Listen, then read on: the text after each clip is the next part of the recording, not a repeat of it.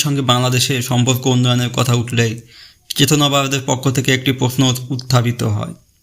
পাকিস্তানকে 1971 সালে সংঘটিত অপরাধের জন্য ক্ষমা চেয়েছে।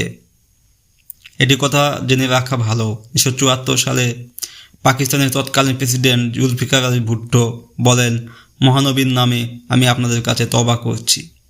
এভাবেই তিনি পাকিস্তান সরকারের পক্ষ থেকে বাংলাদেশের জনগণের কাছে ক্ষমা প্রার্থনা করেন।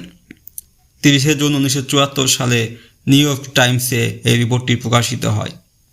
এখন আবার আপনি কার কাছ থেকে ক্ষমা চাইছেন? এখন যারা পাকিস্তানের নেতৃত্বে আছে তারা তো 1971 সালে বেশিরভাগের জন্মই হয়নি। যাদের জন্ম হয়েছিল তারা ছিল শিশু। 1971 সালে আমরা কাদের বিরুদ্ধে লড়াই করেছি? আমরা কি পাকিস্তানের জনগণের বিরুদ্ধে লড়াই করেছি? কখনোই না। আমাদের লড়াই কখনোই তৎকালীন পশ্চিম পাকিস্তান বা পাকিস্তানের জনগণের বিরুদ্ধে ছিল না। আমাদের লড়াই ছিল 1971 সালে পাকিস্তানের সামরিক শাসনতন্ত্রের বিরুদ্ধে, যারা দেশের জনগণের আকাঙ্ক্ষাকে দাবিয়ে রেখে নিজেদের গোষ্ঠীগত স্বার্থকে উদ্ধারের জন্য নিজ দেশের জনগণের বিরুদ্ধেই অস্ত্র ধারণ করেছিল এবং নিজ দেশের জনগণকে মাস কিলিং করেছিল।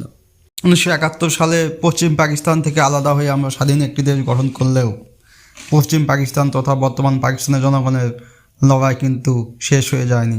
তারা এখনও তাদের সামরিক এস্টাবলিশমেন্টের বিরুদ্ধে গণতন্ত্রের জন্য লড়াই চালিয়ে যাচ্ছে এবং পাকিস্তানের গণতন্ত্রকামী সে জনগণের লড়াইয়ের প্রতি আমাদের অবশ্যই পূর্ণ সমর্থন রয়েছে।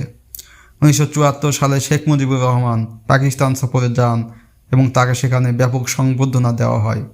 তাকে যারা সামরিক অভিবাদন দিয়েছিলেন তার মধ্যে ছিলেন 25 মার্চের গণহত্যার প্রধান নায়ক জেনারেল টিক্কা খান, যিনি বেলুচিস্তানের কসাই নামে পরিচিত, যিনি এই গণহত্যার প্রধান মাস্টার মাইন্ড ছিলেন। তার কাছ থেকে সামরিক অভিবাদন গ্রহণ করেছিলেন শেখ মুজিবুর রহমান, কিন্তু চেতনাবাদরা এ সমস্ত জিনিস নিয়ে কোনো প্রশ্ন করে না।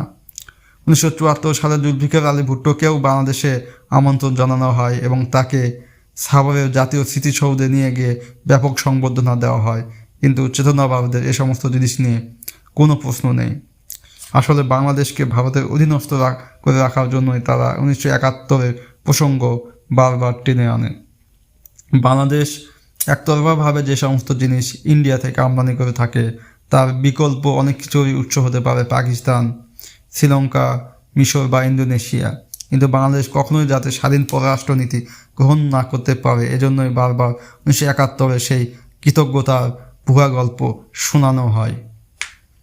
ফ্রান্স আমেরিকাকে স্বাধীন হতে সাহায্য করেছিল, তাই বলে কি আমেরিকা সারা জীবন সেই ফ্রান্সের পা ধরে বসে আছে?